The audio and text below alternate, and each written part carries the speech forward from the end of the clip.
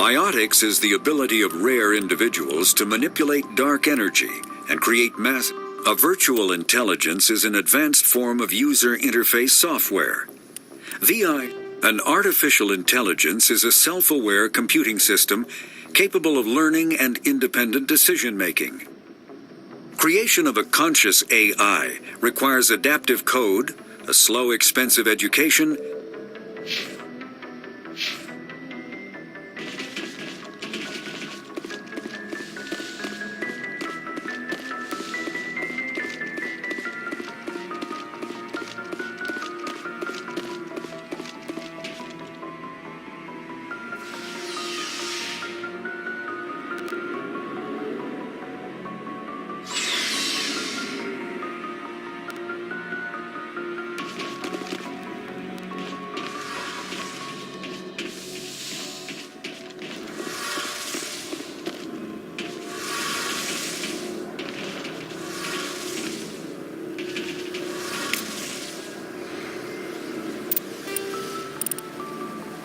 Biotics is the element zero can increase or decrease the mass of a volume of space-time when subjected to an electrical current.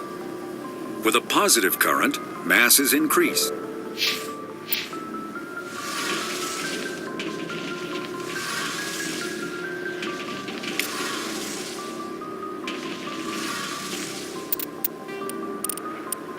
Biotics is the ability, when subjected to an electrical current, the rare material dubbed Element Zero, or EZO, emits a dark energy field that raises or lowers the mass of all objects within it. This mass effect is used in countless ways, from generating artificial gravity.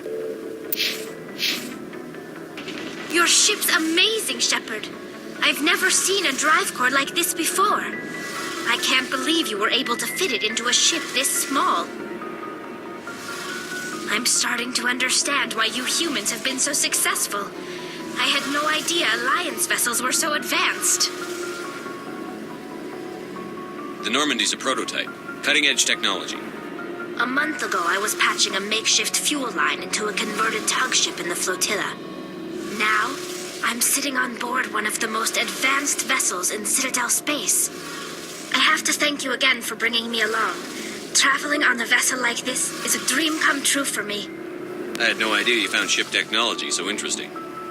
It comes with being a Quarian. The migrant fleet is the key to the survival of my people. Ships are our most valuable resource. But we don't have anything like this. We make do with cast-offs and second-hand equipment. We just try to keep them running for as long as we can. Some of the fleet's larger vessels date all the way back to our original flight from the Geth. I can't believe your fleet's still using ships that are 3 centuries old. They're constantly being repaired, modified, and refitted. They aren't pretty, but they work. Mostly. We've tried to make ourselves as independent as possible on the flotilla. Grow our own food, mine, and process our own fuel. But some things we just can't make on our own. A patch to maintain the hull integrity requires raw materials we just don't have. That's why our pilgrimages are so important. Tell me about your people. Our lives aren't easy. Resources are scarce, and we are constantly on the move. Everything we do must in some way contribute to the continuation of the migrant fleet. There are 17 million Quarians in the flotilla, and each of us relies on the others for survival. The bonds among my people are strong. Unfortunately, we have had to surrender many of the freedoms and civil liberties other species take for granted. What kind of freedoms? Well, it's illegal for parents to have more than one child. If our population grows too much, it would strain our resources to their breaking point. Of course, we also can't allow our numbers to become too few. If our population is in decline, the rule against single births is temporarily repealed. In extreme cases of population decline, incentives are even offered to encourage multiple births, though the Conclave hasn't had to take such measures in nearly a century. That's your government. The Conclave is our civilian branch of government. Each ship can elect a representative to serve on the Conclave and make decisions that affect the fleet as a whole. On matters that affect an individual ship, however, the captain has the final say. It's a tradition that dates back to the early days, when the fleet was governed by martial law. Fortunately, most captains nowadays are smart enough to have an elected council from their crew to give them advice and guidance. So the ultimate power rests with elected officials. In practice, the Conclave and the respective council for each ship tend to set the rules that govern our daily lives. But in theory, we are still under military jurisdiction. The 5 top-ranking military officials in the fleet serve on the Admiralty Board. These 5 have the power to overrule any decision by the Conclave in case of emergency. To do so requires unanimous agreement among the Admiralty, and they can only do this once. After that, the entire board must resign their posts. It's a safeguard that served us well. In nearly 3 centuries, the Admiralty Board has only overruled the Conclave 4 times. I want to know more about the Geth. I doubt I can tell you anything you don't already know. It's been almost 3 centuries since they drove my people into exile. All I know is the story of their origins, what they were when we created them, and how they turned on us. Interesting. The Geth were originally created to serve as an automated manual labor force. Initially, their intelligence was as limited as any VI. Over time, we made small modifications to their programming to allow them to perform more varied and complex tasks, bringing them closer and closer to true AI status. How come the council didn't step in and stop you? This wasn't true AI research. We may have been skirting the bounds of the law, but we never did anything that was actually illegal. The changes were so insignificant, so gradual, that we were able to control them. Or so we thought. But one thing we underestimated was the power of the neural network. 1 million Geth thinking simultaneously created an inherently unstable matrix. So, the Geth share brain power? Many of the Geth's logic systems were designed to work in concert with other nearby Geth. Basically, the more of them you have in the group, the smarter they are.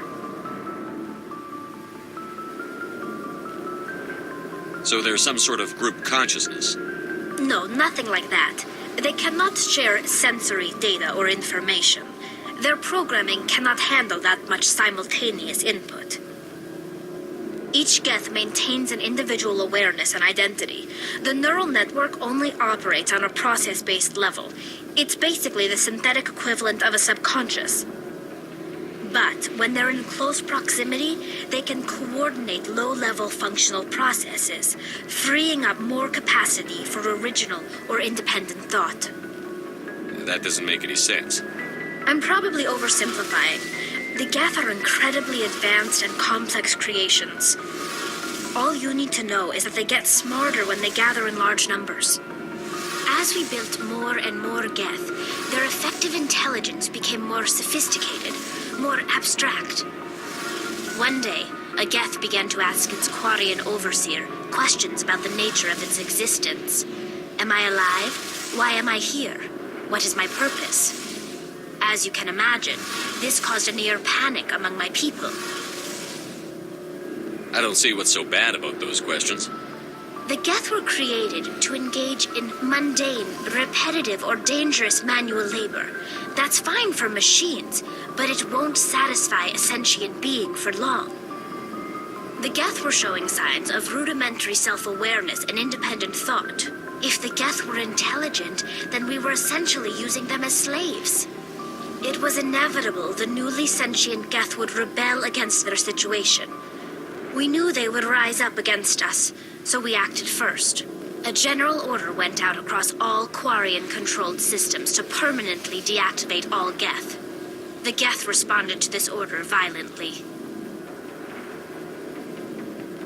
You can't blame them for fighting for their survival. We had no other choice. The Geth were already on the verge of revolution. By acting quickly, we had a chance to end the war before it began. The hope was that most of the Geth would still be little more than machines, incapable of organized resistance. But they had progressed much further than anyone anticipated.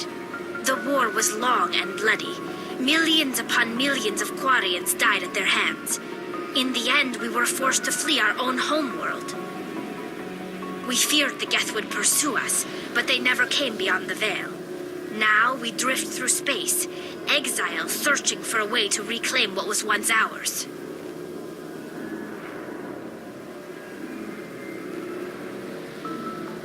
It's hard to feel sorry for you. Your ancestors tried to wipe out another species. We made a mistake when we created the Geth in the first place, but we did not make a mistake when we went to war against them. If we had not acted, they would have wiped us out. They're a synthetic life form. They have no use for organics. None. Why do you think they cut themselves off from the rest of the galaxy? Why do you think they've killed every organic being who's ever tried to contact them? They didn't kill Saren. What does that tell you? The Geth are not innocent victims in all this. They're the enemy. They want to destroy us. Not just the Quarians. All organic life. That's why they've joined up with Saren. And that's why we have to stop him. I want to know more about the pilgrimage. When my people reach maturity, we leave our birth ships and seek acceptance with a new crew.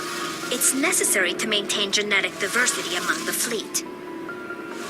But no ship wants to accept someone who will be a burden on them. So, to prove our worth, we embark on a pilgrimage. We set out alone, leaving the flotilla and our families behind us. We only return once we have found something of value we can bring back to the fleet. This is presented as a gift to the captain of the respective ship we wish to join. If the gift is accepted, we are welcomed into the crew. Can a captain choose to reject the gift? That doesn't happen often. Most captains are eager to increase the size of their crew. It increases their own standing in our society. Even when a gift is not particularly valuable, the captain usually accepts it out of a sense of tradition. However, there is a stigma to presenting a substandard gift. It's not the best way to make a good impression on a new community. Most pilgrims don't return until they find something worthwhile. I want to talk about something else. Like what? I should go. See you later.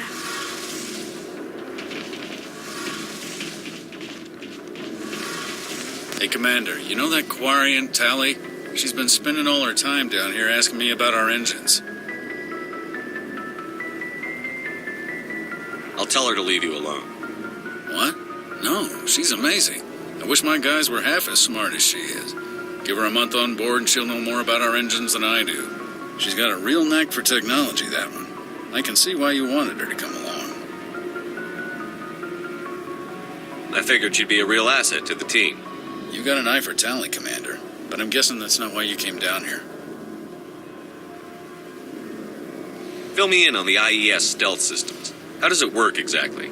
You can't hide a ship out in space. They emit too much heat and radiation. Too easy for sensors to pick them up, unless you find a way to capture those emissions.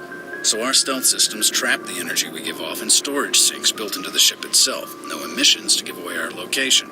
Eventually the sinks have to be vented. More than a few hours silent running and they overheat. Cook us inside our own hull. There's no way for anyone to detect us? A visual scan can still pick us up. Anyone looking out a window can see us plain as day. But you have to be pretty close to get an actual visual out in space. Most vessels rely on scanners. As long as the stealth systems are engaged, they can't see us. Not unless we accelerate to FTL speeds. Why doesn't it work with faster than light travel? Cranking up to FTL blue shifts our emissions, pushes them into frequencies too high to capture in the sinks. As soon as we make the jump, it's like setting off a flare. Sensors can pick up our location whenever we enter or exit FTL flight, but for short-range missions, our stealth systems are amazing, and we've got the only one.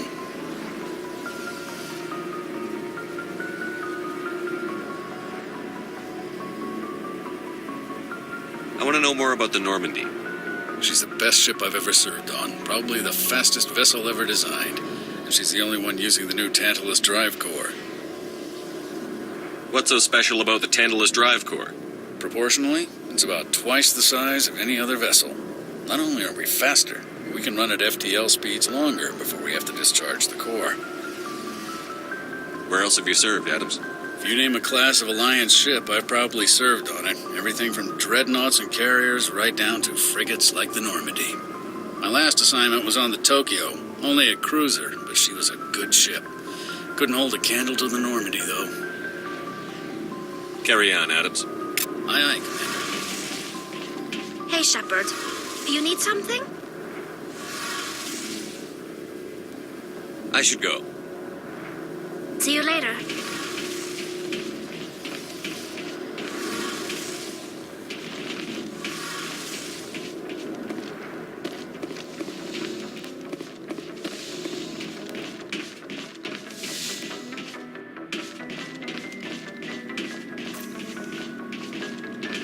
Shepard, what can I do for you? What's your story, Rex?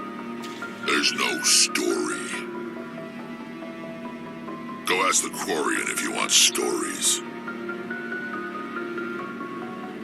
You Krogan live for centuries. Don't tell me you haven't had a few interesting adventures. Well, there was this one time the Turians almost wiped out our entire race. That was fun. I heard about that. You know, they almost did the same to us. It's not the same. It seems pretty much the same to me. So your people were infected with a genetic mutation? An infection that makes only a few in 1,000 children survive birth? And I suppose it's destroying your entire species? I suppose it isn't all the same. I don't expect you to understand, but don't compare humanity's fate with the Krogan. I was just making conversation. I wasn't trying to upset you. Your ignorance doesn't upset me, Shepard. As for the Krogan, I gave up on them long ago. The genophage infected us, but it's not what's killing us.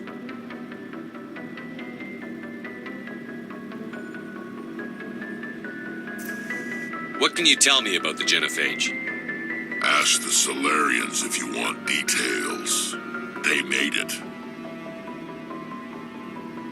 All I know, it makes breeding nearly impossible.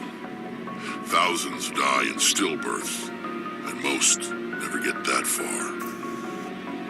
Every Krogan is infected, everyone. And no one's rushing to find a cure.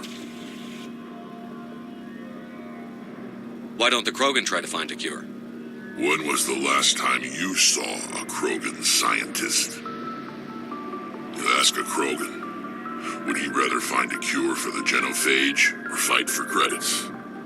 He'll choose fighting every time. It's just who we are, Shepard. I can't change that. Nobody can. Are your people really dying? We're sure not getting any stronger. We're too spread out. None of us are interested in staying in our own system. Lots of species have left their homes and prospered. But they go to colonize new worlds. We're not settlers. We're warriors. We want to fight. So we leave. Hire ourselves out. And most of us never go back. So long, Rex. Shepard.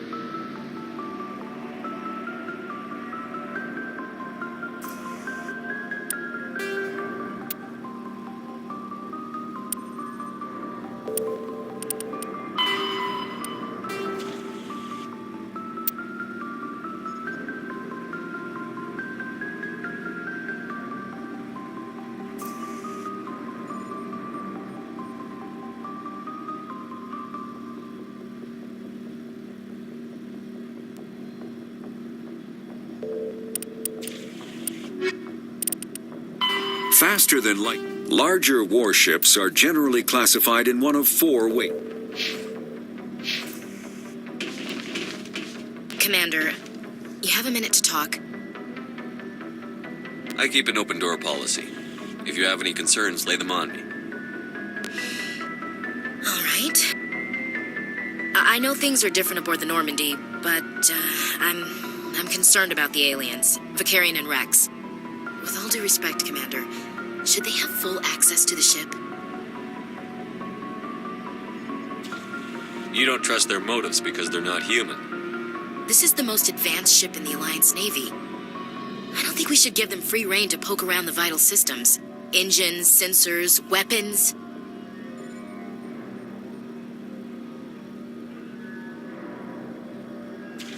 You don't trust the Alliance's allies? I'm not sure I'd call the Council races allies. We, humanity, have to learn to rely on ourselves. How do you get from relying on ourselves to mistreating our allies? I don't mean we should mistreat them, Commander. I just think we should be prepared to go it without them. As noble as the Council members seem now, if their backs are against the wall, they'll abandon us.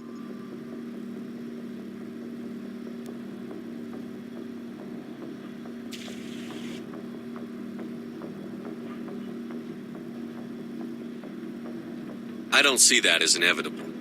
Look, if you're fighting a bear and the only way for you to survive is to sick your dog on it and run, you'll do it. As much as you love your dog, it isn't human. It's not racism, not really. Members of their species will always be more important to them than humans are. These seem like deeply held beliefs, Williams. What made you think this way? My family's defended the Alliance since it was founded. My father, grandfather, great-grandmother, they all picked up a rifle and swore the oath of service. I guess we just tend to think of Earth's interests as our own.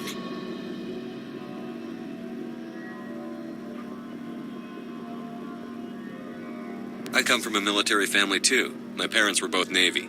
Anybody in your family we might know? Couldn't say, Commander. We probably have a lot in common. You join up to carry on the tradition?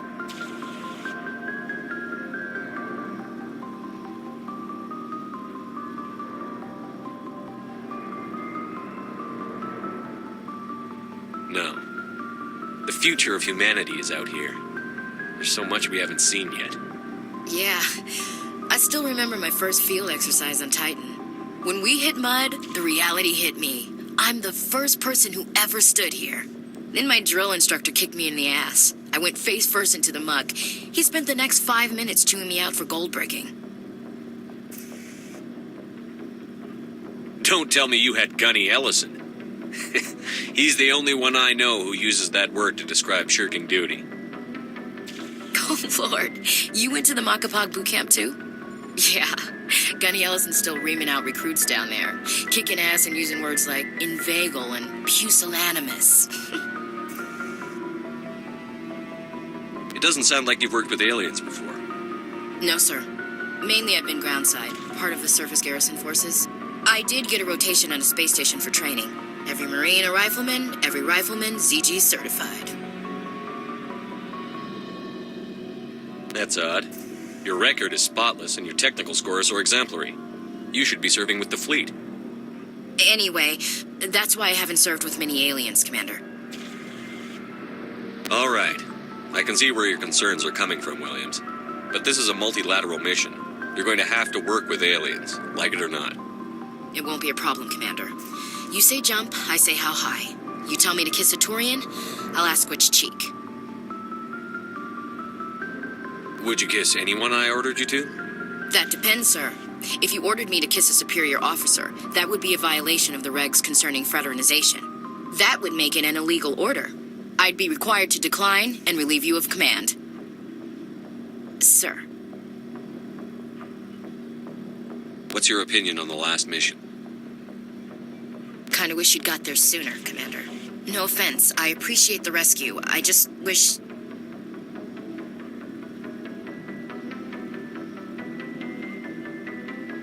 You wish we'd been able to save the rest of your unit? Yes, sir. If I had been more alert, we wouldn't have been cut down by an ambush. The Geth are perfect ambushers. They don't move, they don't make noise, they don't even breathe. Sir, they have flashlight heads.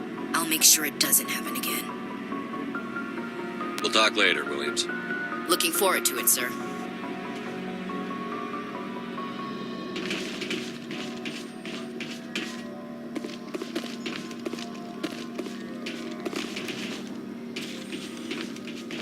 Commander, nice work out there. I knew working with the Spectre would be better than life at CSEC. Have you worked with a Spectre before? Well, no, but I know what they're like. Spectres make their own rules. You're free to handle things your way. At CSEC, you're buried by rules. The damn bureaucrats are always on your back.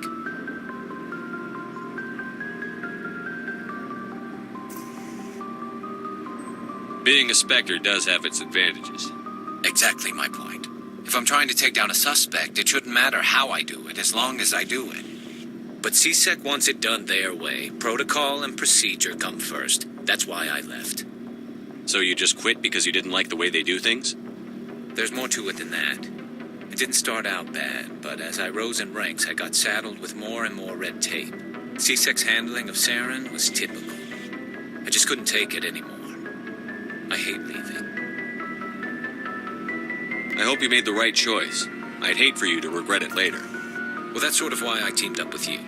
It's a chance for me to get off the Citadel, see how things are done outside CSEC. Either way, I plan to make the most of this. And without CSEC headquarters looking over my shoulder, well, maybe I can get the job done my way for a change.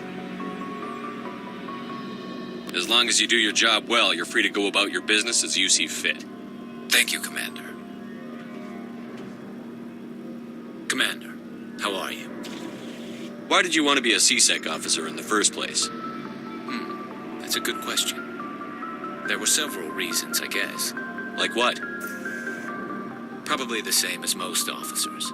I wanted to fight injustice, wanted to help people.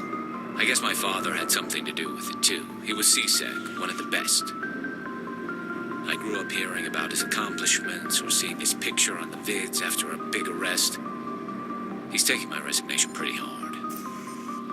That's tough, but you'd think he'd be impressed you're going after Saren. My father's a CSEC man to the bone. Do things right or don't do them at all, he says. He thinks I'm being too rash, too impatient. He's worried I'll become just like Saren. He actually talked me out of becoming a Spectre when I was younger, for the same reasons. You were asked to be a Spectre? Well, I was targeted as a possible Spectre candidate, me and about 1,000 other Turian military recruits. I could have received special training, but my father didn't like it. He despises the Spectres. He hates the idea of someone having unlimited power with no accountability. He wouldn't like you, Commander. No offense. Spoken like a true CSEC officer. Yeah, it's a speech I've heard one too many times. But Saren's not going to play by our rules, CSEC's rules. If you want to nail Saren, you need to send someone who isn't restricted by policies and procedures. You're a quick learner, Garrus. We'll beat him at his own game. It's the only way to stop someone like him. I'm right behind you, Commander. Commander, good to see you.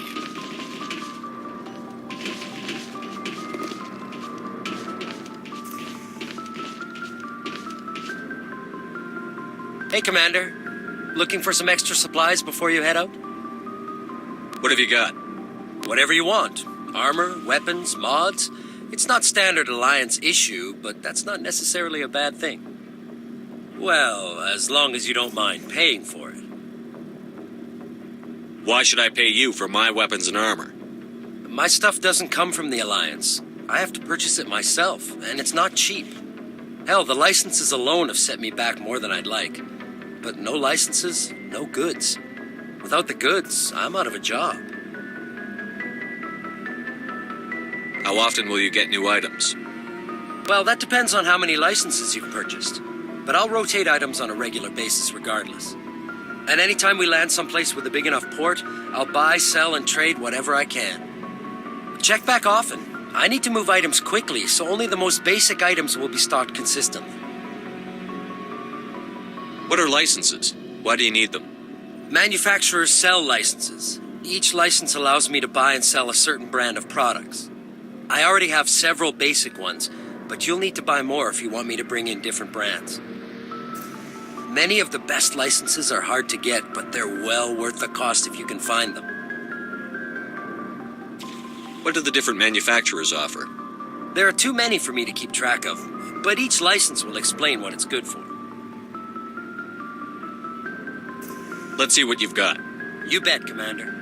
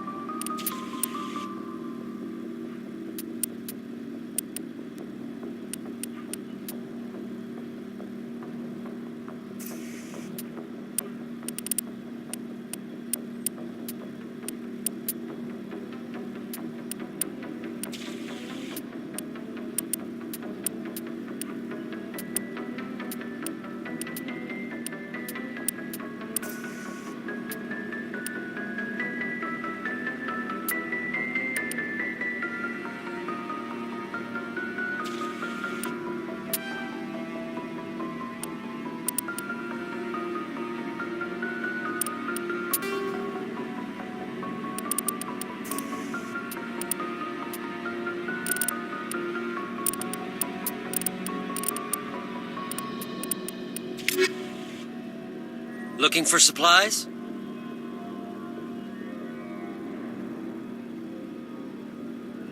Let's see what you've got. You bet, Commander.